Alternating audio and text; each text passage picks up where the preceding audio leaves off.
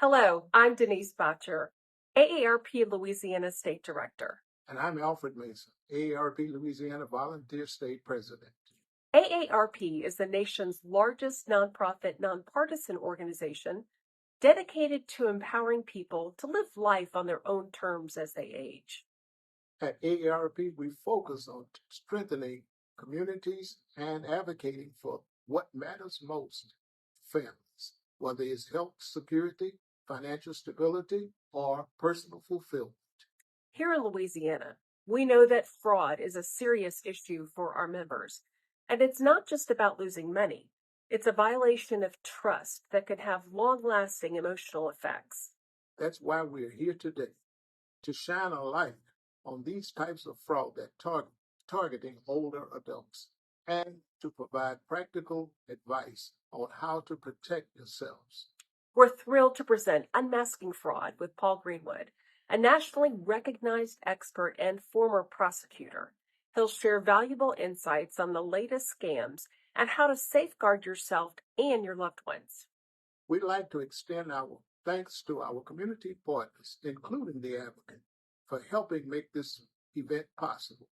Their support enables us to reach even more people and raise awareness of these critical issues. Also be sure to visit AARP's Fraud Watch Network.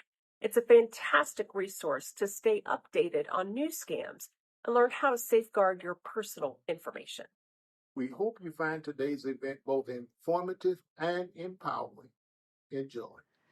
Good morning, everyone, and welcome to our special town hall event brought to you by NOLA.com in partnership with AARP. I'm Kim Holden, and today we are diving into crucial conversation about preventing fraud, especially among seniors who are unfortunately often the most vulnerable.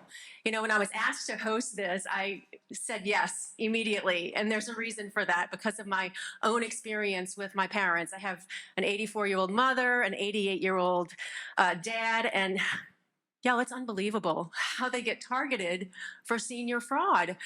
I'm an only child, so I'm on it. I'm on top of it, but I could just go on and on. Facebook Messenger, they get crazy messages about government programs where they can get money. They get phishing emails. They get phone calls. If I didn't stay on top of it, there's no telling what could happen. I actually caught my mom writing a check to an Indian tribe school in South Dakota. And I said, what in the world is this? She didn't know. She said, oh, these poor kids.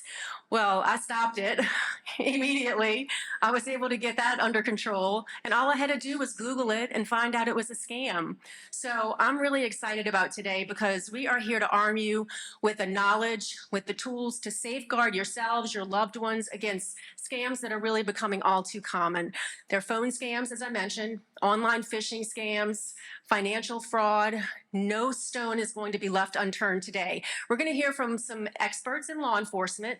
We're going to have some Q&A with our panel later today, but right now I want to hand it over to Denise Botcher, who is the director of AARP, Louisiana State Director, and she is going to introduce AARP's renowned expert in the field of elder abuse and fraud prevention. Thank you, Denise. Thank you, Kim. And I want to thank the Advocate for being such a great partner in our work to stop fraud.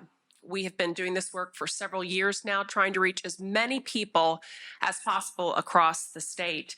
So as Kim said, I'm Denise Botcher. I'm State Director for AARP Louisiana. And welcome to our Unmasking Fraud event. I hope you're as excited as I am to learn some new ways of handling fraud, just besides, deleting the call that comes on your phone, right? So we are bombarded with all of those messages. But we'll be learning about some strategies, some tactics, how to share that with our friends, because that's incredibly important that we share it with our networks, and just innovations to combat fraud in our daily lives and in our state. AARP has a long history of protecting older adults across America. And we started this fraud work here in Louisiana probably about 8 years ago. And we have really gained a lot of traction. And that is because we have the best communications director leading that work. So I want everyone to thank LaTanya Scott. She's at the back of the room. I know you've been seeing her. She has recruited nearly 25 volunteers to work across the state in educating older adults about fraud and scams. And because of her work, that is really why we're here today. And I would like all of our Fraud Watch Network volunteers to please stand. I know some of you are here today, not all of you, but some of you are here today. So I'd like for everyone to give them a hand as well. So they are just actually a small representation of all of those folks across the state. Our keynote speaker today is a man who truly needs no introduction to the world of fraud prevention and prosecution. Paul Greenwood is a renowned expert whose work as a former deputy district attorney for San Diego County has set a gold standard in elder abuse and fraud protection. During his 25-year tenure, Paul prosecuted over 600 felony cases of financial exploitation and abuse, becoming a leading voice in the fight against fraud. His approach combines deep legal expertise with a strong commitment to protecting the most vulnerable members of society. And his work not only holds perpetrators accountable, but also empowers individuals and organizations to better understand and prevent fraud. Earlier today, before I think all of you were enjoying the resource fair, we convened law enforcement and legal experts in the field of fraud here in New Orleans and across Louisiana. And I commit to you today that AARP will still be that convener to bring people around the table to make sure we're doing everything possible to keep our older adults safe. So we are incredibly fortunate to have him here with us today. So Paul, thank you. Please join me in welcoming Paul Greenwood.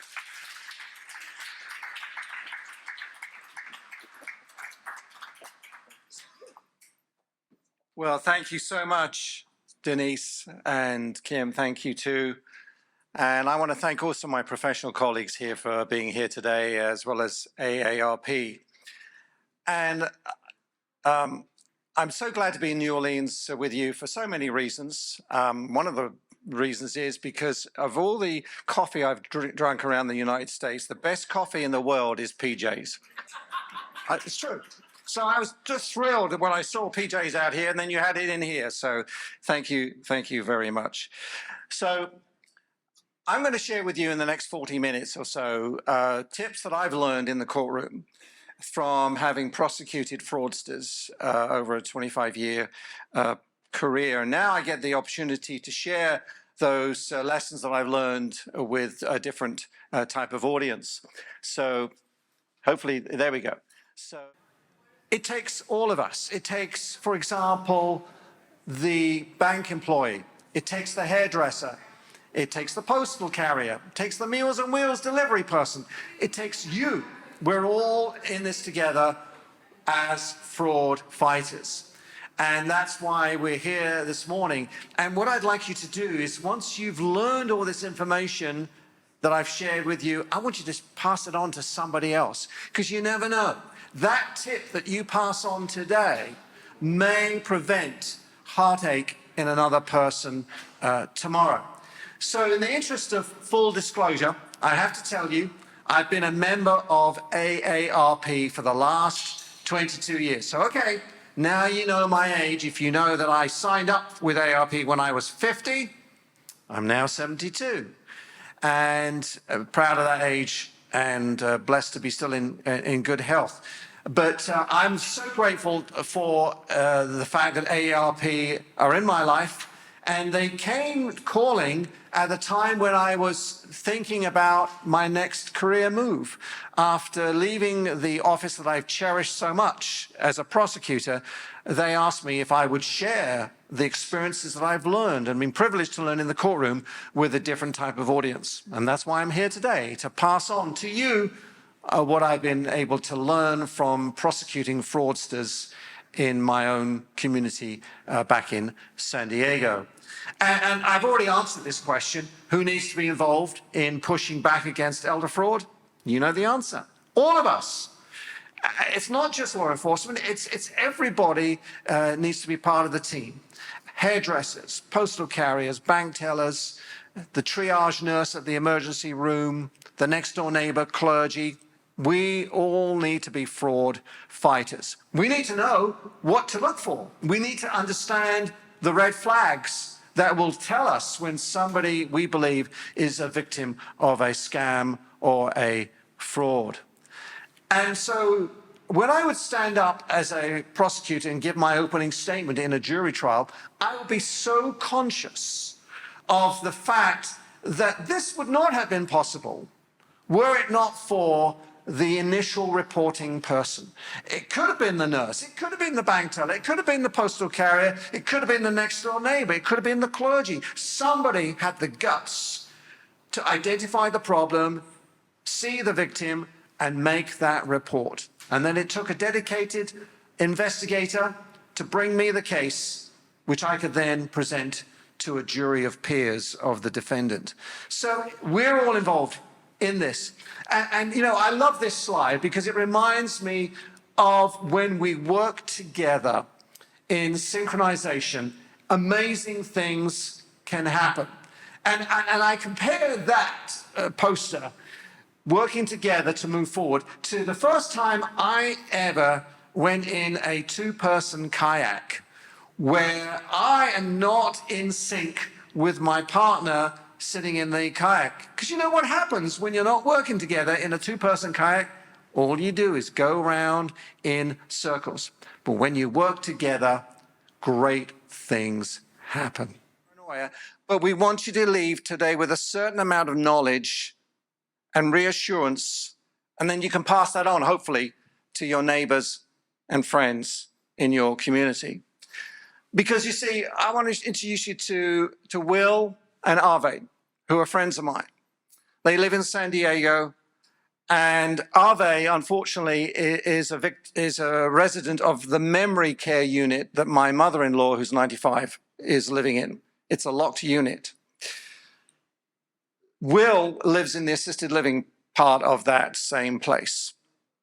Will is convinced that Arve is in the memory care unit because 2 years ago, they became victims of the Amazon scam, and they have been defrauded out of $710,000. Over a period of 3 days, Will was instructed to go to 2 different Chase Bank locations in San Diego County to do 4 international wire transfers. And Will is a very educated, articulate individual, and there's no cognitive impairment. And I know some of you are thinking, how could he have fallen for this? We've got to change that language. We've got to change that mentality. It's not about him. It's about how clever these crooks are at convincing us all psychologically that there's a problem, we've got to act on it immediately. And so within a period of 3 days, 4 international wire transfers, all of their life savings vanished, and they can't get it back. And Will is convinced that Arve is in memory care because he saw a dramatic decline in her cognitive abilities over a 2-year period. She understands that she's lost all her life savings. So a little bit more about my background. I was a lawyer in England. I mean, you'd never have guessed, would you? I know. But yeah, so I started life as a barrister. But can you imagine me wearing a white wig and a black gown? I look ridiculous. So I quit that, and I became a general practitioner called a solicitor. And for 13 years, I was a lawyer in England. I remember the first time I came to America, and I walked into the front door of a bank, and it said, "No solicitors allowed." I was crushed. What's wrong with me? So anyway, how did I end up in San Diego? Well, sorry. Because of that young lady. That's my wife. She's from San Diego. And we've been married for 46 years. She's the love of my life. And so she gave me 13 years in England, and then she said, "Darling, there's more to life than gray skies." And she had some serious health issues too, so we decided to move back to San Diego. And it was scary, but I was able to pass the bar. And after a couple of years in the civil legal system, I joined the district attorney's office in 1993. The best move I could ever have made. And this is basically was my life for 25 years. I love courtrooms, I love juries, I love trials, and just trying to put a jigsaw puzzle together for a jury, you know, and when they say fact is stranger than fiction, it really is. You can't make this stuff up. I mean, it's just unbelievable what fraudsters will do to get at our money. So why would I leave the office? I looked at that number, 25 years, and I thought, yeah, that's about right. But I also had turned 66, and for those of you in your 60s, I think you'll agree with me, things change over a 40-year period. Now, I get criticized for the next slide, but I think it's funny, and I think we need to laugh more. But this is an example of what happens in a 40-year period. So take 1979 to 2019. This is what happens. And it's true. There are some things on here which are true, okay? Because I used to go to discos, but now I go to Costco, okay?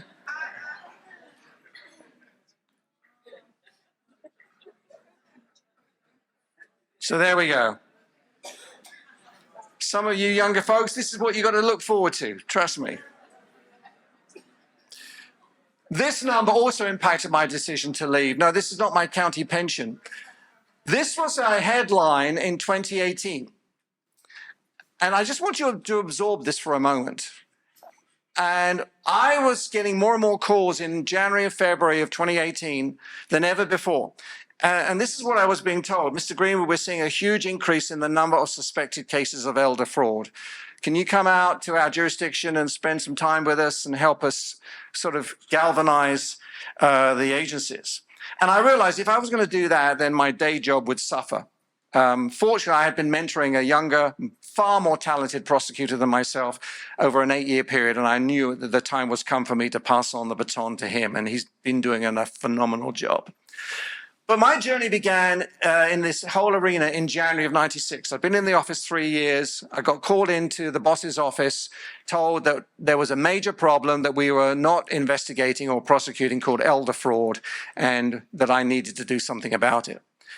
And it became my assignment for 22 years. And it's very unusual for any prosecutor to devote so many years to one type of prosecution. And I've been asked many times, why did you spend so many years just on one type of case? I said, well, that's actually quite easy to tell you. There's 2 reasons, and here they are. This is my late parents. My dad, sadly, was diagnosed at the age of 79 with Alzheimer's and passed away at the age of 92 with advanced Alzheimer's. My mother passed away just before COVID hit, aged 96. Here's my dad in a memory care unit in southern England. But, you know, I don't think of him primarily as an Alzheimer's victim. This is how I think of my dad. I discovered 2 things about my dad when I was 7. Number 1, he was my principal at my elementary school. That is kind of weird when you get driven to school by your principal, driven home by your principal, tucked into bed by your principal, you know. But then I discovered this. My dad was a B-25 bomber pilot in World War II, and he survived 79 missions. And I am told that in World War II, for any bomber pilot to do more than 35 is extraordinary. My dad did 79. And I'm proud to tell you that on 78 of the 79 missions, he landed perfectly. But would you believe on mission number 4, on June the 4th, 1944, he was engaged by enemy aircraft and was shot down over the Adriatic, plummeted 50 feet below the surface, almost drowned, but thankfully was rescued by Croatian fishermen. So I grew up with stories like that. And I now am the proud possessor of my dad's flying logbook that documents every single of those 79 missions. It's extraordinary. But I'm one of these people that believes that my dad's generation is the finest generation. And then what can I tell you about my 96-year-old mother? If you think Margaret Thatcher was tough, you've never met my mother. And I always wondered, how come you're so tough, Mum? Well, she survived the Blitz. and the bombs. And anyone who does that is tough. So I'm a great believer in this. And so when I started doing these cases, and I realized that many of my victims were World War II survivors, it lit a fire in me, and it still hasn't been extinguished. So back to January of '96, they gave me everything a prosecutor could ever hope for, except one thing. Nobody was bringing any cases. And this was puzzling to me. And silence is a big problem today with fraud fighters. We have got to try to break down this barrier of silence. And you know, where does the silence come from? Apart from you, where does the silence come from? Who is being silent about the fraud? The victims, exactly. So this poster I stuck on my wall at the prosecutor's office, and every morning I would look at it and go, okay, Greenwood, what can I do today to break through this barrier of silence? And sometimes it meant driving over to a mobile home park and talking to the residents, sometimes talking to postal inspectors, sometimes going to the banks, credit unions, going to the local hospital. Whatever it was, I needed to engage with my local community to start getting people to talk about this problem. And gradually, we started to break down the barriers. But Canada, they said it well. They said elder abuse thrives on silence. You know what I've noticed with these fraudsters? They are so arrogant. They're so cocky. And one of the things I used to love as a prosecutor is when we would catch them and bring them to court, that smirk, I would make sure would come off their face because they have finally realized, oh my gosh, I got caught. The former Attorney General for Kansas has called it the silent epidemic of our time, and it's true. So I was learning this because this was all new to me, but I was learning there was a crime and it was going unpunished, predictable, and affecting rural and urban areas alike. But it's also escalating. And we know it's escalating just simply because of demographics. Today in America, you know how many people will turn 65? That number. No wonder people are worried about their Social Security, right? And we're all living longer. And I finally figured out the secret to living to be 100. Do you know what it is? Eating Smuckers for breakfast. Oh, you didn't know that? It's true. It's true. 106, look. 104? But my best centenarian of all time is this lady. Now, I'm not endorsing it, but it's a true story. She lived in England to be 103, outliving 3 of her primary care physicians who kept telling her, stop smoking. Now, I've never prosecuted in Louisiana, but I just for a moment want to switch from financial fraud to physical abuse, because there's a connection between physical abuse of older adults and fraud. I believe I know who the #1 suspect of physical elder abuse in Louisiana is, because I believe that human nature is the same in Louisiana as it is in San Diego County. And I'll tell you who he is. This guy. He's a son. And that's who he is. And I base it on a profile of so many cases that I've had the privilege of prosecuting over the 22 years. Living at home with his widowed mother. He's addicted to drugs, alcohol, or gambling. And because those addictions cost money, where does he get his money from? His mother. You know what the first thing he steals from his mother? Jewelry. Because he pawns it in the local pawn shop. He always claims to be unemployed. And I've spoken to the mother so many times and said, how come your 46-year-old son is living with you, but he's not working? She says, he tells me he has a medical condition. So let me guess. He's got a bad back. And she goes, how did you know? I said, it comes from sitting on your sofa 8 hours a day playing Fortnite. And I know I'm being a little cynical here, but it's true. And there's a lot of fraud that goes on with the physical abuse, because when mother finds out that her engagement ring from her late husband has been pawned, she gets upset. And there's an argument. Do you know what he does? He pops her in the eye. And she ends up in the urgent care or the emergency room, and 911 gets called, and that's how I got involved. Tennessee says, what do you call someone who abuses an 8-year-old woman? Son. So there's such a need for all of us to recognize the red flags. And when you recognize them in your community, in your neighborhood, in your place of worship, in your family, then we need to do something about it. We need to put in a call. But these are some of the huge red flags that I have uncovered and discovered along my journey. Isolation being one of the biggest.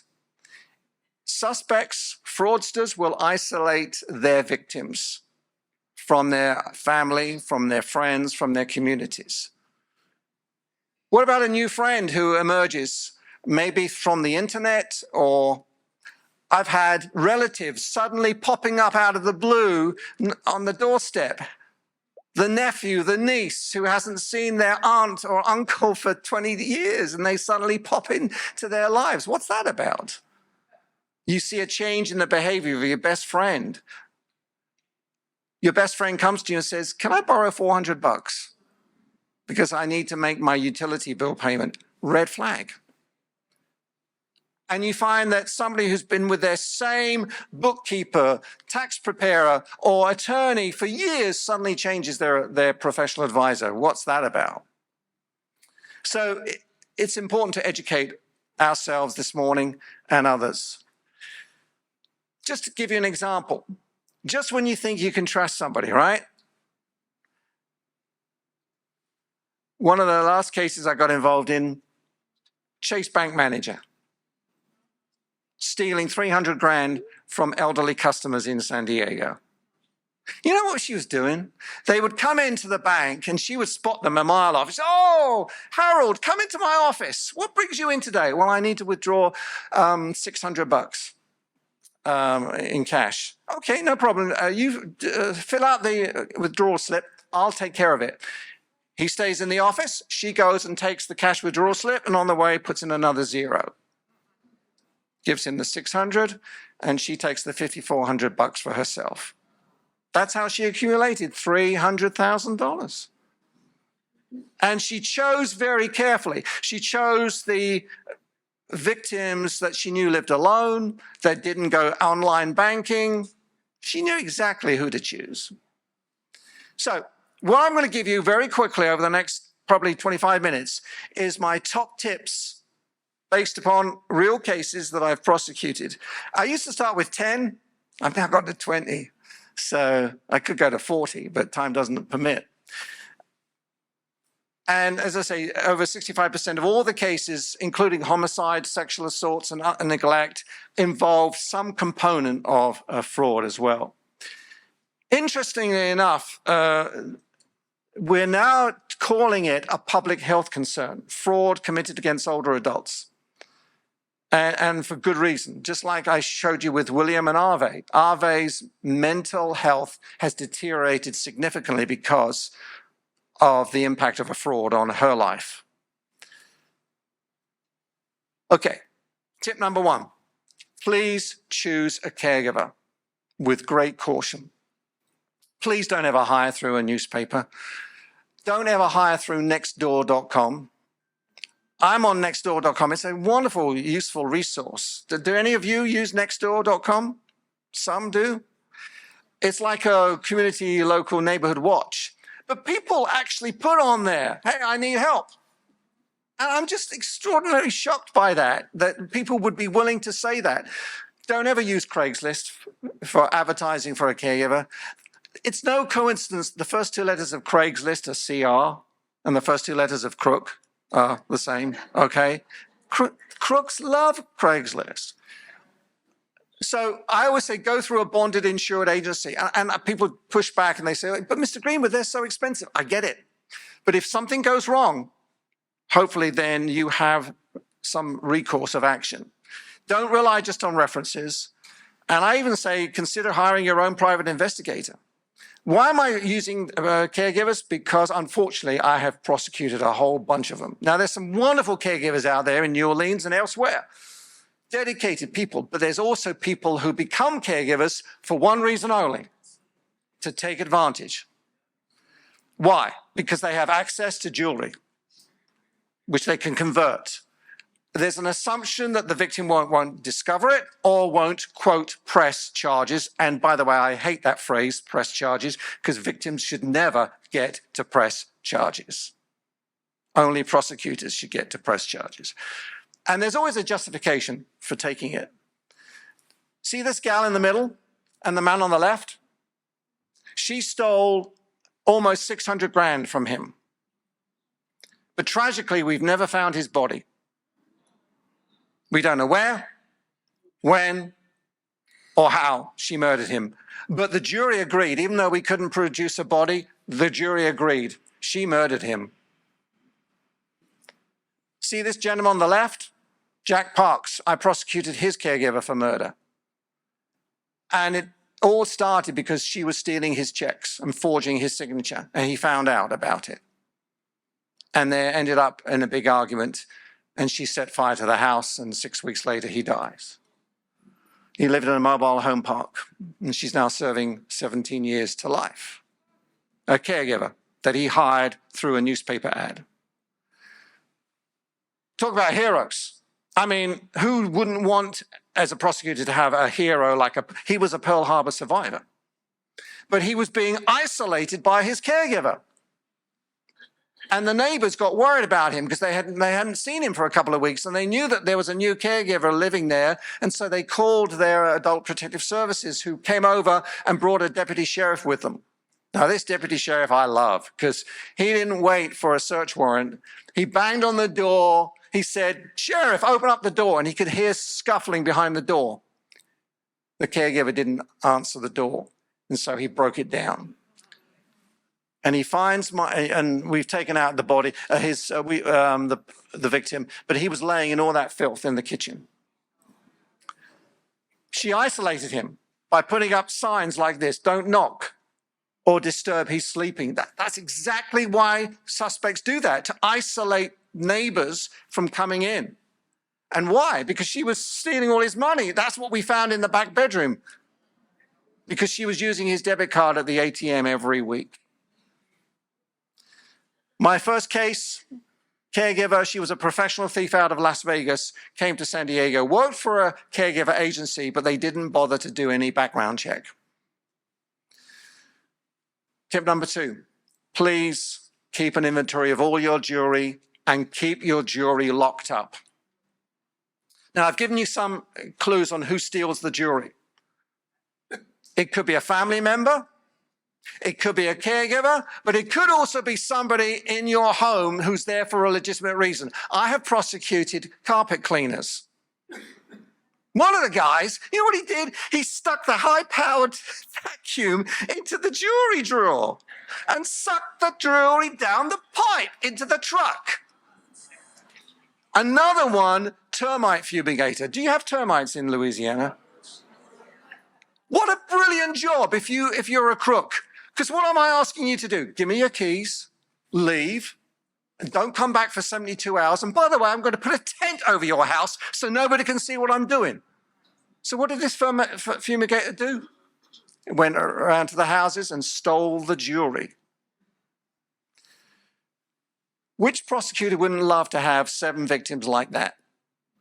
These are all my victims. They were all victims of the jewelry thief. They all lived in the same assisted living facility. Now, who gets to steal the jewelry from an assisted living? It's the maintenance guy. So whenever these ladies had a problem with a leaking faucet, a TV that didn't work, they would call up the maintenance guy and say, "Hey, can you come and fix it?" You know what he would say? He'd say, "Agnes," because they're all called Agnes. "Agnes, why don't you go downstairs and have a cup of PJ's coffee while I fix the problem?" They would all leave, and he had access to their rooms, and he would steal their jewelry. Now, the problem was that only 2 of these ladies could identify the jewelry that was stolen. 5 of them could give vague descriptions. So that's why it's important to have an inventory of all your jewelry, but please keep it locked up at all times. Please shred everything that contains your name and address, okay? Subscriptions, envelopes, anything. because there are people out there called dumpster divers. And I've prosecuted a number of these guys, and they sift through our trash looking for information to steal. Now, the only advice I give to men is don't ever have your tie on while you're shredding, okay? That's not a good idea, all right? But please shred everything that you're not going to have, you're going to throw away that contains information about you. This is huge. We've got to protect our incoming and outgoing mail. One crime that is actually going up now is check washing. Where are the crooks getting the checks from? They're stealing them from our mailboxes. Now, this was a cultural thing, I have to tell you. When I first came to San Diego, I had never seen one of those before. Because in England, they don't have these. You know what they do? They have a little slit in the front door, and the postman comes down the path and shoves the letters through the flap, and they land inside your locked front door. So when my wife and I were buying our first house in San Diego, I literally stood out on the street and I was playing with this thing. I said, "What is this?" She said, "That's the mailbox." I said, "What does that do?" She said, "Well, that's where our mail comes." And I literally said, "You are kidding me. You mean while I'm downtown prosecuting my local crooks, my local thief is up here stealing my mail?" So if you have an unlocked mailbox, honestly, the chances your mail is going to be stolen is high. Because not only are the crooks following the Amazon trucks around New Orleans, they're also following the postal carriers around New Orleans. And that's another story too, because they're now robbing the postal carriers of their keys. And that's frightening in itself. So please do something if you can to make sure. And if you have an homebound neighbor who puts out their outgoing mail with a red flag, don't let them do that. I'm convinced that that red flag was invented by a crook, because it's just tipping off the crook. By the way, if you are a victim of the porch pirate, do me a favor and put a sign in your front window saying, "These premises are under video surveillance." Now, you may not have a camera, but the crook doesn't know that. And it only costs $3. And then buy another sign from the hardware store that says "vicious dog." Okay? That kind of scares them too. So talking about the mail, please protect your mail. I always say consider renting a P.O. box. One thing about checkbooks, and I know with a younger audience, they go, "Excuse me, what's a check?" I know. But we still use checks. Next time you order checks from your bank or your credit union, do me a favor. Ask them only to put your first initial and your last name. Nothing else. Nothing else needs to go on your checks. Okay? But you sign your checks with more than your first initial. At least that might give the banker the tip-off if, in fact, somebody's trying to forge your signature. And try to collect your checkbooks directly from your bank or your credit union rather than trust it in transit, because that's where some of these checks get stolen from. How many of you use informed delivery from the United States Post Office? A few of us do. It's brilliant. It's free. I urge all of you to use it. What is informed delivery? You can sign up for it. And what it does is it sends you an email every day during the postal week showing a photograph of what is in your mail. So, for example, that was one of the, I think actually it came from AARP. They'll send me an email showing me the photograph of that letter. So if I'm expecting a check, it will show me a check that's coming in the mail. And if it doesn't show up, I know somebody's stolen it. So that is really a great fraud prevention thing, okay? Or a fraud detection thing. This is also important, getting credit searches on yourself. You know, so many of us are victims of identity theft. How many of us in this room have been victims of identity theft by a show of hands? Because I have 3 times. What about you? Yeah, several of us. The problem is many of us don't know today whether we are a victim of identity theft. And it sometimes takes 3 or 4 months before we ever find out. One way we can find out sooner is by doing credit searches through those agencies And if you're willing to do it, and I do it, there's a website called annualcreditreport.com. It's safe, and we need to do it. But one more thing, you need to consider freezing your credit. If you're not going to be using a new department store card or looking for a car loan or buying a new house, it's worth doing that. And it's not permanent. You can unfreeze it. It might take 4 days, but you can unfreeze it. So it is definitely worth considering freezing your credit, because that way it's another layer of protection about not becoming a victim of fraud. Obviously, landlines, and again, younger people say to me, what's a landline? I know. But landlines are good, and most of them have ID on them. If you don't recognize the number, don't answer it. But even if you think you recognize the number, be very cautious, because crooks will mimic real phone numbers, such as your local police department. Now, I hope I got this right. Does that look familiar? Thank you. What is it? Police. It's your local non-emergency New Orleans Police Department number, is it not? So if you get a call from this number, be very careful. Be extremely cautious. Don't give out any information, because the chances are that it's not the New Orleans Police Department calling you, even though it's their number. It's a crook pretending to be Sergeant Jones from the New Orleans Police Department, okay? And that's how so many of my victims became victims, because they believed they were talking to their local police department. Now, this is just me, but I like keeping a whistle by the phone. I like giving these crooks an earache, okay? But it's also good for oxycizing. It's good for the diaphragm. Deep breath, blow as hard as you can. It's fun. And then, of course, we're all getting robocalls on our smartphones, and there are ways that we can reduce that level by getting apps, an app on there. This is going to ruin your day. You'll never win the foreign lottery. Okay, I promise you.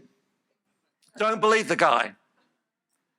But unfortunately, in San Diego, we've had many, many victims, such as this gentleman who lost $280,000 to the Canadian lottery scam.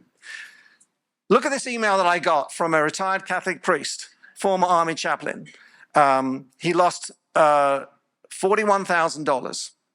And I went to my office and I said, you know, the local police department, they're overworked. They're not going to be able to follow this. Can we follow it? And they said, yes. So I got an investigator and we followed the money. And it ended up in Greenville, South Carolina. This is the crook. And we didn't know who he was because he used a bogus name and to open the account. But this is him taking the 41 grand out from my victim. But there was something very special about this young man, his neck, all his tattoos. So we sent this photo to every single law enforcement agency within a 50-mile radius of Greenville. Bingo, 3 weeks later, we found him and we extradited him back to San Diego and prosecuted him for elder fraud. And then I got a victim who thought she'd won $1 million from Pepsi. And she was given a check for virtual Las Vegas to pay for the taxes. And so she cashed it and withdrew $3,700 to pay, and then realized 3 days later this was a bogus check. That's what they do. By the way, the IRS will never call you. And if, in case you didn't hear me, they will never call you. And in case you didn't hear me, they will never call you, okay? So just blow the whistle down the phone, okay? And how many grandparents in the room? Yes, me too. I got twin granddaughters, right, at 12 years old, so I know they're not in jail. Well, they shouldn't be. They're in school. I promise you this, your grandson will never call you from jail. But if he is, let him stay there. Okay? Because we all know about the scam where they're going to ask you to bail your grandson out using prepaid gift cards. I mean, who's ever done that? Unfortunately, here's one of my victims. She was being driven by a taxi driver from her skilled nursing facility, because she couldn't drive, 7 times to the bank and then to the store to purchase gift cards. And there she is buying the gift cards, and there he is on the phone to the other crook. And now we've got this. The crooks are now asking you to purchase cryptocurrency. This is a Bitcoin ATM machine. You're going to see so many more of these in days and months to come. They will be in your local supermarket if they're not already. And do you know where they are in your area? Well, there's just a few of them. And they're spreading up everywhere. Gas stations, liquor stores, convenience stores, supermarkets. How can you be a fraud fighter? I guarantee you that 95% of people who use the Bitcoin ATM machines are victims of fraud. If you're going into a liquor store or a supermarket and you see an elderly person standing confused in front of a Bitcoin ATM machine, do me a favor and tap them on the shoulder and talk to them, because the chances are extremely high that they are being defrauded by somebody. And you know they're being defrauded because you ask them, do you have your cell phone with you? And they'll say yes. And you'll say, is somebody on the phone right now? And they are. Because the suspects will always be on the phone with the victim to make sure that the victim carries out the transaction. That's how you can do it. And now we have artificial intelligence to worry about. And it starts with one word on your cell phone, hi. And then you engage in conversation with this person. Sorry, who are you? And then they'll start talking to you on texting. And before or not, you exchange photos. And then she tells you that she lives in Beverly Hills. And the reason she lives in Beverly Hills is because she's discovered cryptocurrency for investment. That's how it begins. This is all artificial intelligence created. So it's scary stuff. And now they're using voices, and they can use artificial intelligence to take 3 or 4 words of a known suspect, of a known person, and change that into a whole paragraph, and you believe it's your grandson calling you. And fake technology. Don't look for love in all the wrong places, please. You know about romance scams. And I've prosecuted 2 types. The face-to-face con artists. You know where they look for their victims? These places.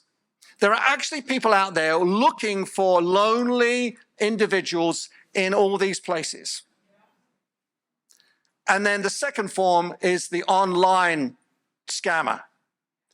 I like this. She met him online. He said he lived in a gated community. So many of these scammers are actually in prison. And it's easy to smuggle a cell phone into a prison these days. Now, briefly, and I realize time is against me, but just five months or so, if you bear with me. Kate Kleiner is a victim, and she's been a spokesperson for AARP. She met her suspect scammer through a website, and she's lost all her savings.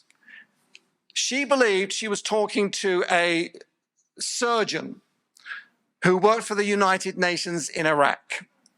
So he would send her photos like this. Now, this is actually a South American surgeon who has got nothing to do with fraud, but these scammers steal the photos online and purport to be that person. And then he sends her romantic things. When I first saw you, I was afraid to talk to you. When I first talked to you, I was afraid to like you. When I first liked you, I was afraid to love you. Now that I love you, I'm afraid to lose you. She fell in love with a man she had never seen before. And the reason he could never do FaceTime, because I work for the United Nations in Iraq, it's against security protocol. She said, I fell in love with him because I have 6 terminally ill dogs, and he took the time to learn their barks. She said, I fell in love with a man because he could identify Duffy. Oops, sorry. Whoa. Slow down. Oh, see, that's their way of saying, get off the podium, Greenwood. So she. Anyway, she lost. Sorry, I don't know what's happening here. Okay. He promised to come to Philadelphia to meet with her, but he, of course, it was all fake. By the way, he asked her to send her the money for the airfare. After she lost all her life savings, her air conditioning unit packed up and she didn't have any money to pay for a new one. So she got an old plug-in out of the cupboard and it shorted and it caused an electrical fire and she lost her whole house. And all those 6 dogs died in the fire. This is the ripple effect. And sometimes this gentleman from Virginia, the victim of a romance scam, committed suicide last year. So we've got to warn victims because some victims become money mules. They actually become the conduit. And you've got to be very careful. This lady was 81 years of age, no prior criminal record, and she started passing on money for the suspect that she fell in love with, and she's now serving 5 years federal probation, 81 years of age. Please don't assume the friendly handyman is licensed. Always check with your Better Business Bureau and with your state licensing board for contractors. If somebody calls you and says there's something wrong with your computer, hang up, because otherwise they will tell you to download software, which will then enable them to hijack your computer. And once they've hijacked your computer, they will have all the information at their fingertips. Please have a second line of defense at your front door. Watch out for people wearing those high visibility vests who knock on your door. Don't let them in. Even if they say they're from the water department, don't let them in. Even if they're in uniform and say they're with the police department, don't let them in. You say, no, I'm going to call your agency and check with them. You don't have to let them in.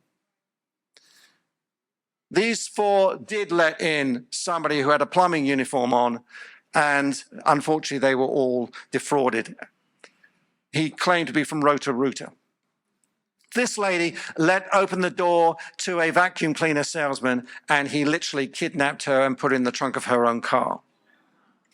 This gentleman, why do I call them gentlemen? This crook portrayed himself as an FBI agent. Now, we do have an FBI agent in the room.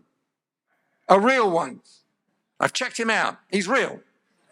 But this guy wasn't. But he defrauded my victim, showing a fake badge and gave her a fake business card. And he called himself Ross Walker. Isn't that a wonderful name for an FBI agent? Hey, my name's Agent Ross Walker. And he told her to go to the bank and withdraw all her savings. Thankfully, she didn't do that. She called the San Diego police and discovered he was a crook. Don't leave your purse in your shopping cart, ladies. This is happening all the time. And we're getting people who are having their wallets removed from their purses out of the shopping cart. And now we're getting people who are doing purse snatching in the parking lots as well. So be very careful about how you protect your wallets. Don't leave it in the shopping cart. If somebody offers to update your living trust or promise you a better return on investments, be very careful. There's lots of crooks out there, and there are lots of frauds out there. I won't have time to go through it with you now, but just be careful. Always seek advice. There's no emergency. You don't have to make a decision. Check with your professional advisors before you do anything. This guy went around the mega churches in Dallas and Fort Worth. Look at him. Nice white teeth, beautiful gray hair, charisma, everything going for him. But he's an absolute crook. And he's now serving 3 life terms for stealing over $32 million from elderly Christians in Fort Worth and Texas. Don't give to a charity that calls you. You make the connection yourself, because many of these are fake. If you're considering recommending somebody to have a conservator or a guardian, be very careful. You may want to read this article called How the Elderly Lose Their Rights. And there's a phenomenal documentary called The Guardians. You need to watch that before you ever consider choosing somebody to be a guardian or a conservator over a family member. If you receive an email saying that your subscription has been auto-renewed, do you ever get this email? What is it with the Geek Squad? I always get these Geek Squad. These are all fraudulent emails. And you go, hey, I didn't order that. They want you to call the number. That's how they get you. Don't call the number. Or you get something like this. Your service expired today. Just deleted. And then recently I got this apparently from PayPal. I'm not with PayPal, just delete it, okay? These organizations will never solicit you. Only the crooks solicit you. Delete. And if you get a text saying your delivery was unsuccessful, you get that, don't you? Saying this delivery failed. They want you to think, oh my gosh, I'm missing out on something. Well, they call that FOMO, right? Oh gosh, I've got to get this package. No, delete it. And then if you receive a call asking for medical information, especially around this time of the year, for those of us on Medicare, we're getting bombarded. Just ignore it, okay? Because they want your information. So the final thing, can you spot the clue that shows that this envelope contains something fraudulent? So here's the envelope that my victim received. It's a real address in Chicago from Pepsi. But look to the right. Some of you can see it in the front. What is it? It's French. This didn't come from Chicago. It came from Montreal, Quebec, which is one of the big boiler rooms of North America. So that's a red flag right there. And then this letter from the IRS. There you go. This came from the Lottery Claims Department. When was the last time the IRS had a lottery? And they said, congratulations, you've won $950,000. I don't think so. The other clue is that these crooks don't know how to spell. So this is not a lottery claims department. This is a lottery claims department. And then the 4 texts. All of these are fraudulent, but these are all texts that you might get. And they all show hallmarks of being fraudulent, sometimes with a spelling mistake, sometimes with the grammar, just sometimes it looks weird. And so you can tell that these are fraudulent. So watch out for anything like this. So if you think that someone you know may be a victim, what do? What you do is you call this number, 800-898-4910, which is the statewide number for Adult Protective Services. Or if the victim is over 60, you call Elderly Protective Services at this number.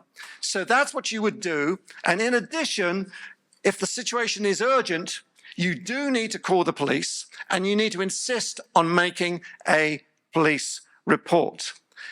And you can also call AARP Fraud Watch Network because they have trained telephone counselors who can put you in touch with the correct resources. And there's their helpline, 877-908-3360. I am going to make this available on the NOLA website, so you can have this available to you later. So as I wrap this up, for older adults, I always talk about the 3 Ps. I talk about passion, I talk about purpose, and I talk about perseverance. And when we show those kind of qualities, it's amazing. When we work together as fraud fighters, we can make a big difference. Before my dad got Alzheimer's, my dad had an amazing sense of humor. He called me up one day and he said this. He said, Paul, your mother and I want you to know that we've just booked our first ski vacation. I said, Dad, Mum doesn't know how to ski. She doesn't need to be doing that. He said, you don't know what we mean by a ski vacation. He said, the word ski, spend kids' inheritance. And they had just booked their 27th cruise. But this time, it was on the concierge deck with a butler. And he said, this is money you and your sister will never, ever see. So the point of that is this. I'm not asking you to be extravagant, but I am asking you to spoil yourselves. But do me a favor, when you do that, and if you have children, tell them you are skiing, all right? Let them know that. So there's my information. Sorry, my website is blocked out there. It's in, but my email is paul@greenwoodlawcorp.com, but it's going to be on the website, and it's been a pleasure. And with this, I'm going to hand back to him. Thank you very much. Thank you.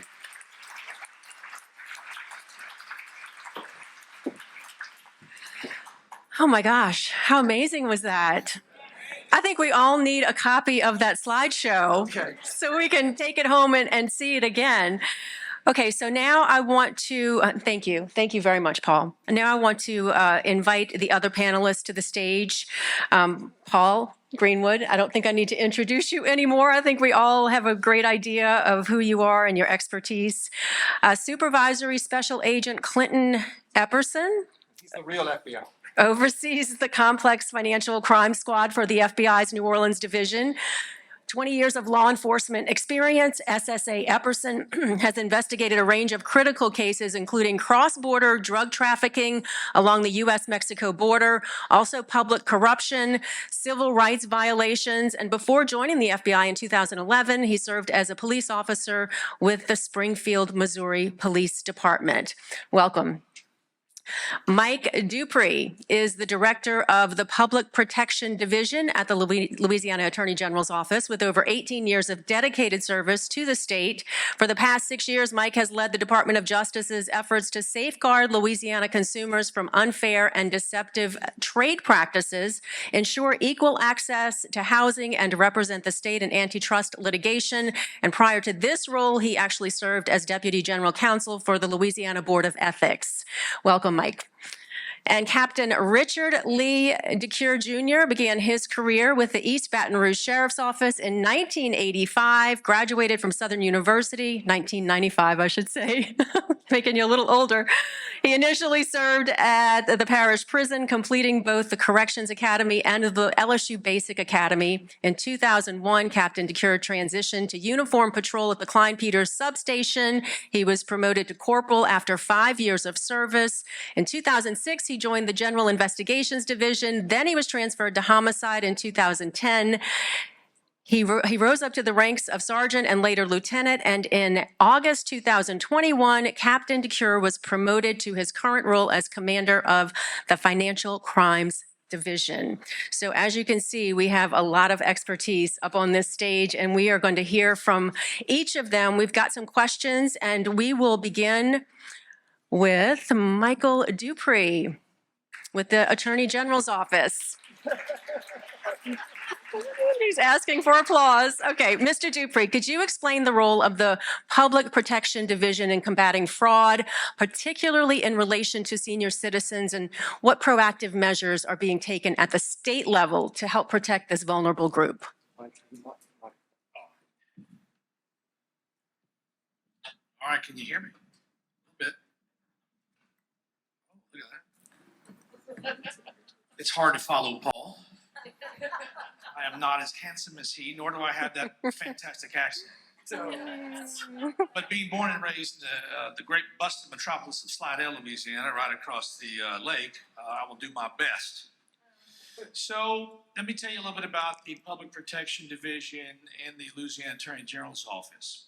All right, we have what is called the Consumer Protection Division. And that division really helps citizens of the state of Louisiana if they get involved in some way with some company that may be engaged in unfair and deceptive trade practices, or what you may think is a scam. If someone's trying to steal your money, we're going to tell you and point you to local law enforcement to file a complaint. Because what the Attorney General's Office does, because it does not have original jurisdiction of crimes in the state of Louisiana, it really serves as the state's lawyer.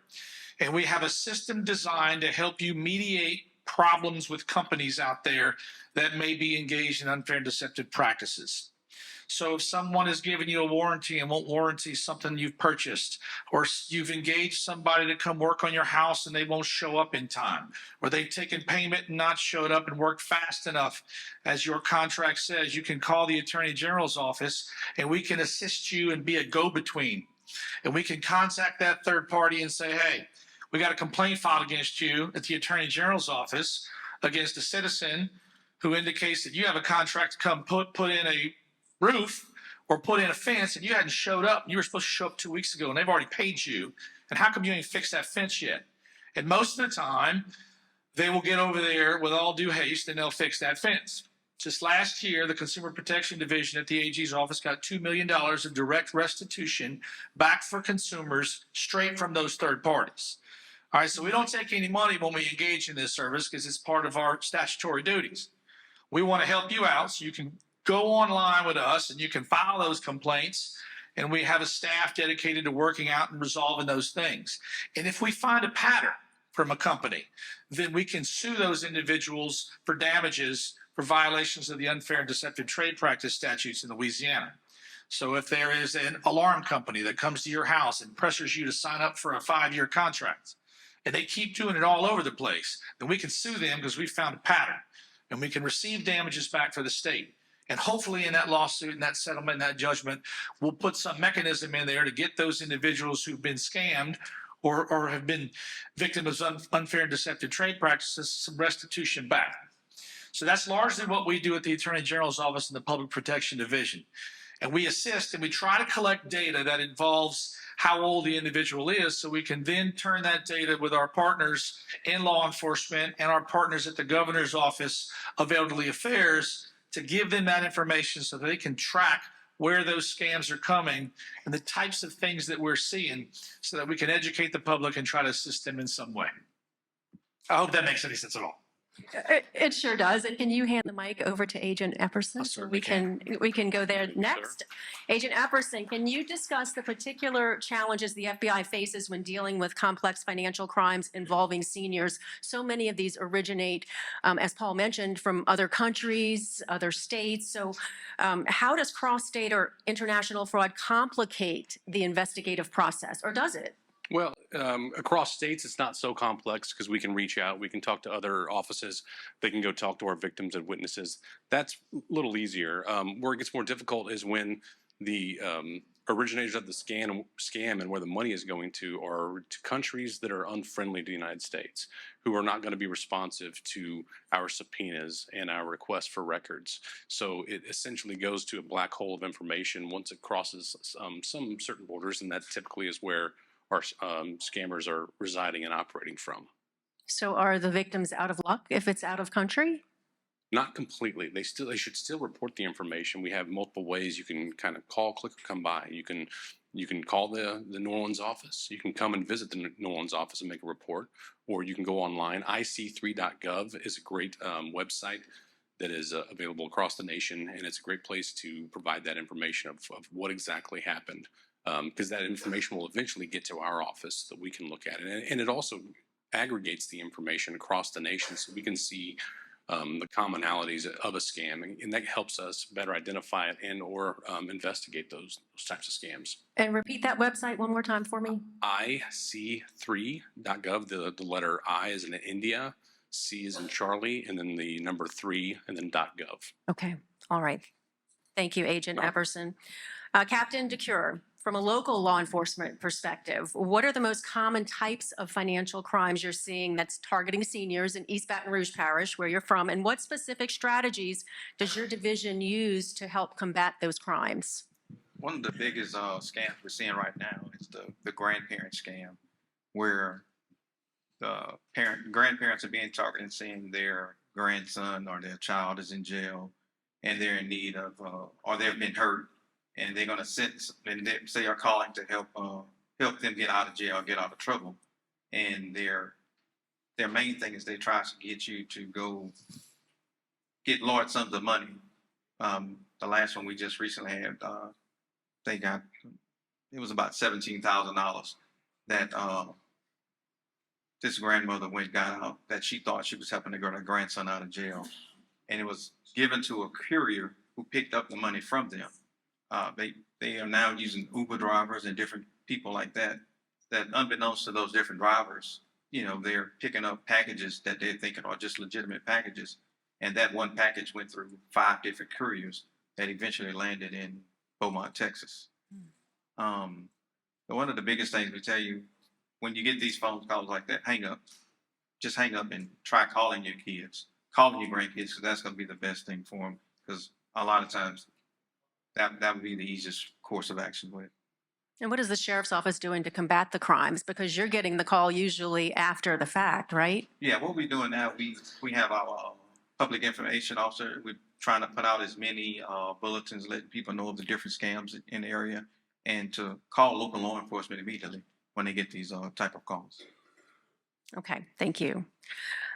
Paul Greenwood, we're going to hear from you again.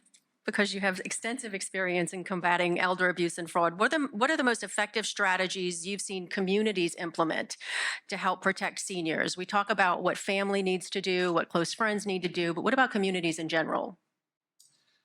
And it involves, for example, reaching out to the store managers who sell gift cards. We want them to put up signs making it very clear to customers if they're purchasing gift cards. We want to train their staff to actually engage the customer in why they want to buy these gift cards. You know, who goes in to buy $1,000 worth of iTunes gift cards? I mean, that should be a red flag to anybody. We want every single bank and credit union to be trained with their frontline staff. I mean, for example, as the commander said, $17,000 was withdrawn for the grandma scam. Where did they get that cash from? They probably went into their financial institution and asked to withdraw it. When was the last time you withdrew $17,000 in cash? I never have. It'd be actually a miracle to be able to do that. So we need to train so many frontline people on what to look for and to make that call. You know, we had to battle for several years to get every single bank teller in California to be a mandated reporter of suspected elder fraud. And once we got that through, and it took 3 times because the bank lobby was very powerful, we were able to get the number of cases identified, so many more, because now the banks were actually picking up the phone and calling local law enforcement when somebody came in and withdrew $17,000 in cash. We need to get people like Uber more to train their drivers. If you get a call to pick up a package, maybe you should be asking some questions about what's that for and where's it going. I think that we're training our kids, or our kids are telling me, Dad, you're too nosy. I'm not nosy, I'm inquisitive. And I think we've lost the art, well, there's 2 things we've lost the art of. We've lost the art of writing letters, and we need to write more letters. And the second one is we need to be asking more questions. And when we ask questions, that's when the red flags will appear. So it takes a community effort. And I know you touched on some of these victims who, one of the ladies ended up in memory care because she lost all of her money. Somebody else committed suicide. They lost all of their life savings. Talk a little bit more about the psychological impacts of fraud on elderly victims and what can communities offer to help victims recover, because the recovery could take forever. Exactly. And this is one thing I try to address with judges at sentencing on fraud cases. They would say, well, Mr. Greenwood, this is not a violent crime. And I said, Your Honor, I beg to differ. Fraud is a violent crime because it has so many ripple effects on the life of the individual. There are victims psychologically who will withdraw, who will get depressed, who will not eat, whose lifestyle may be impacted to the point where they have to move from their home. I was just with a victim 4 weeks ago in Montana. She was a victim of the Amazon scam herself. She went from a 2,800 square foot home that she adored to a 500 square foot apartment. And she says every day, I cry because of the impact of this fraud on her life. So we're still discovering the damage that it does to people. I think that needs to be conveyed when it comes to sentencing these fraudsters. Okay. Agent Epperson, what advice would you give to individuals to help them recognize the signs of sophisticated fraud schemes, such as investment fraud, online scams that maybe might not be so obvious? Okay, let's take this one at a time. As far as investment fraud, some of the hallmarks are outrageous returns that are far and away above the average rate of return for that stock, that item that they're purchasing or investing in. Can you remind me about some of the other ones that you talked about? Also online scams. Okay.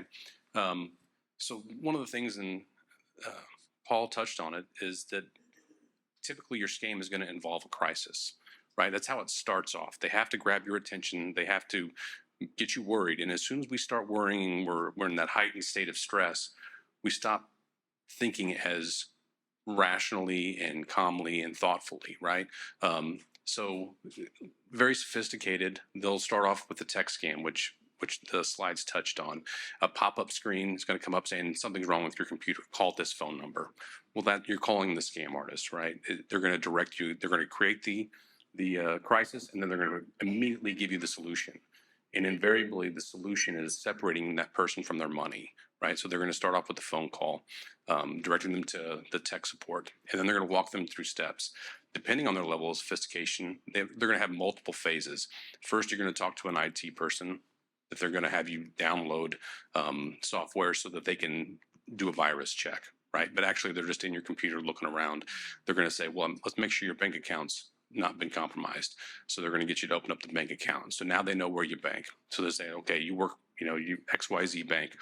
Now I'm going to transfer you to the fraud detection department of XYZ bank. And then you're going to talk to that person.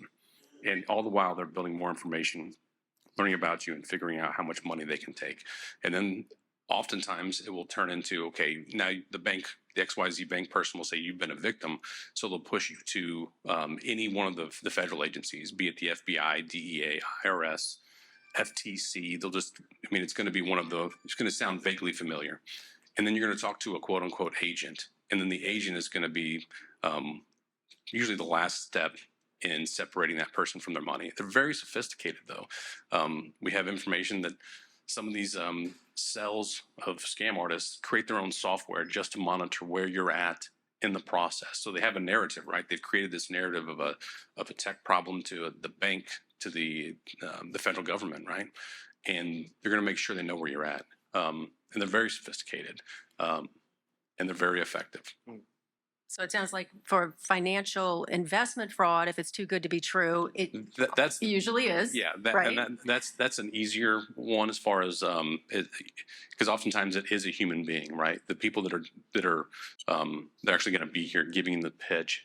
That's a little bit more difficult to suss out. But usually it's the returns, the rate of returns, or the guarantees, and you're never going to lose more than X. When it sounds too good to be true, it is. But oftentimes, the victims aren't of one demographic or of one educational level. They're all walks of life, all walks of education, all walks of experience are falling victim. And I think we saw that with Paul's demonstration with his slideshow. People who are really smart absolutely are getting scammed. Judges, doctors, lawyers, the people that we hold up in our society as the most educated, and we assume that they are, and they typically are, but they can fall prey to these scams just as easily. Very scary. Okay. Captain DeCure, could you share some insights on how victims of financial fraud can better cooperate with law enforcement? Because you need the cooperation to help bring the perpetrators to justice. This is a really important question. What information is most crucial when they first report a crime? It's kind of a two-part question, two-part answer. The biggest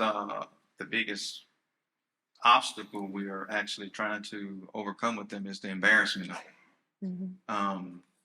Because most people don't want people to realize the mistakes they've made. But some of the most important things that we need are the numbers that they call from, your bank account records. A lot of times, they're gonna continue to target you, continue different calls to you just to get that information to us from the numbers that they've called from, and to have the banking information readily available so we can see what was taken, so we can try to follow the money to see where it actually went. Okay. They need their ducks in a row. Yes. When they call, just to make it a little bit easier. Okay, Mr. Dupree, given your experience, what legal trends are you seeing in fraud cases today? And are there any new laws or any regulations that we should be aware of that would help protect consumers from fraud? I don't know that there's anything new after the past session that would necessarily help consumers specifically. The laws that we have on the books now are pretty vague and pretty all-encompassing, so I can fit anything I really want underneath there because I get to determine what is unfair and deceptive, and I have to go to a judge and a jury and just kind of paint a story for them and tell them, does this seem right to you? It's awful funny that they keep saying these things and they're only delivering this. So the way it's written now is vague enough where we can kind of encapsulate anything we really need to if we have to go to trial. What have I seen recently? I mean, we just had a storm. I mean, you got affected by the storm that happens, right? It's contractor issues is what we've seen recently the most. And so there we tell people, look, you got to get it in writing. Don't give anybody any money until you got a contract in hand. And if you need one, you can call the AG's office and we'll give you model contracts. So anytime something goes wrong with your house or it gets damaged or anything like that, before you give anybody any money, you can either check to see whether or not he's local, he's been in the city or the state for a while, and you got to get it in writing before you give him any money with a real scope of work. And we have people at the office, at the AG's office, you can contact and they'll kind of walk you through those steps and show you all those blanket forms we have online. But recently, during storm season, we see the most of that. Contractors coming in from out of state, want to put a roof on your house real quick. Look, they're going to do it for cash. If you give me $5,000 cash, I'll come in next week. You ain't got to worry about a blue roof. I'm going to get it on there right away. Just give me some cash. I'll take care of everything. No, you write it all down. You get it all down. You know who he is. You know where he's at. You make sure he's licensed and bonded. If he smells funny, your mama told you. If it smells funny, it's probably bad, right? What'd your daddy say? If it walks like a duck and quacks like a dog, it is a duck. So, I mean, that's really the trends we've seen lately is storm chasing. Do the laws need to be tougher? Well, unfortunately, I don't get to write the laws. I mean, I don't think it would hurt if they were tougher. There are penalties and fines that are in the laws currently, but if they were to go up, maybe they wouldn't do those things as much as they do, right? So I think they could always stand to be tougher. That's just me. Okay. And Paul, could you share some of the key signs that family members or caregivers should be looking out for that might indicate that a senior is being targeted or victimized by fraud? Sure. When they talk about a new friend they've met online, particularly, that's a huge red flag, and we need to establish more information about that and say, I'd really like to talk to this person too. Is it right if we can FaceTime together? If they're looking to be, when you're in their home and they're getting more and more calls on the phone, that could be a red flag too. And it just changes in behavior. I remember a colleague of mine who was a prosecutor. He came to me one day just shattered because he had just discovered that his own mother had fallen for the grandma scam. And he said, I should have picked up on this because it was just before Christmas, and she's a mother of habit, and she never drives at night. But she was driving at night, and it turned out she was driving to all these convenience stores to buy gift cards. And so when somebody their routine is disrupted, that could be a red flag. Adult children ask me all the time, what can I do to help minimize my mother or father becoming a victim of a fraud?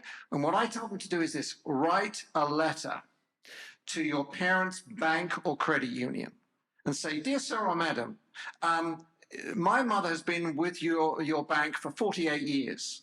Even though your bank has changed names 17 times, she stayed with you. Do her a favor. Keep a really close eye on my mother's account. And if you see any unusual activity, such as withdrawing large amounts of cash or wire transfers or other things, please immediately report that to your local adult protective services. And if you do not, and if it turns out that my mother's money is defrauded, be prepared for a civil lawsuit.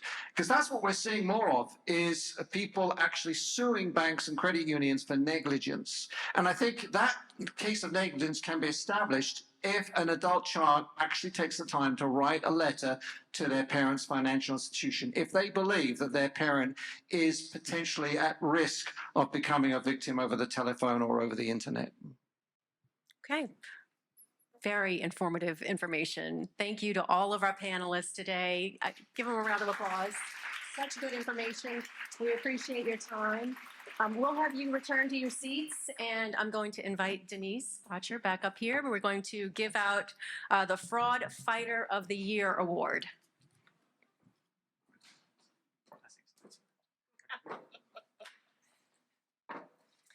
Thank you so much, Kim, and also to our panelists. I know that was a wealth of information. Sometimes you think you know it all, but you realize you don't. So it is my distinct privilege of handing out this award. We had this especially made by a local artist in Baton Rouge. So this is the first one that we'll give out. So this is the inaugural Fraud Fighter of the Year Award. And this award is being introduced to acknowledge individuals or organizations that have gone above and beyond in the battle against fraud, protecting consumers and championing justice, especially for older Americans who are often targeted by these crimes. This Fraud Fighter of the Year award will be a testament to their dedication, vigilance, and unwavering commitment to justice. It represents the countless hours and tireless efforts they have invested to combat an issue that affects so many. So on behalf of AARP Louisiana and everyone gathered here today, it's my great privilege to present the AARP Fraud Fighter of the Year Award to the Louisiana Attorney General's Office. And accepting this award on their behalf is Mike Dupree. So please join me in congratulating the Attorney General's Office. Would you like to say a few words? Well, I know AG Liz Murrell quite well. I worked with her for about 9 years, and I promise you that if there is frauds or scams going on in the great state of Louisiana, she is going to want to put the hammer down on anybody that we can. And she is very cognizant of those issues that are affecting the elderly out there and those scams that are out there. We're going to do everything we can within our power and legally just to ensure that we can put a stop to those scams and we can try to get any money back if any money's been taken to you. So I appreciate the award. I know she appreciates the award.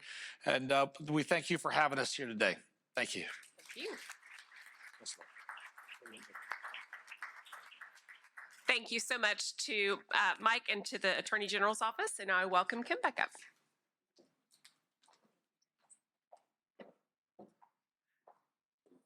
Okay, that is it for our panel today. Thank you to all of our panelists for their invaluable insights. And thank you to you, the audience, for being so engaging and listening. And really, I know a lot of you are taking notes, so it's a lot to think about. But thank you for being here. It's clear that the battle against fraud, especially targeted at our seniors, requires vigilance. It requires education. It requires the community to look out for each other. So we hope today's discussion has empowered you with the knowledge, not only for yourselves, but for your loved ones, and to protect them against predators who perpetrate these crimes. And we also want to extend a heartfelt thank you to AARP and NOLA.com for organizing today's event.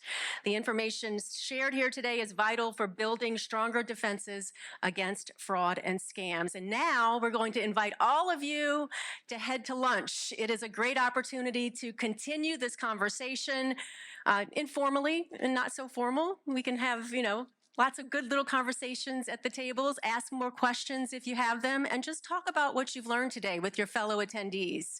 Lunch will be upstairs. There are elevators, there are stairs, they're accessible from the lobby towards the front of the building. So let's keep the conversation going. Let's build a community that stands strong against fraud. And I thank you. We all thank you for attending, and we are looking forward to seeing you upstairs for lunch. Have a wonderful afternoon, everyone.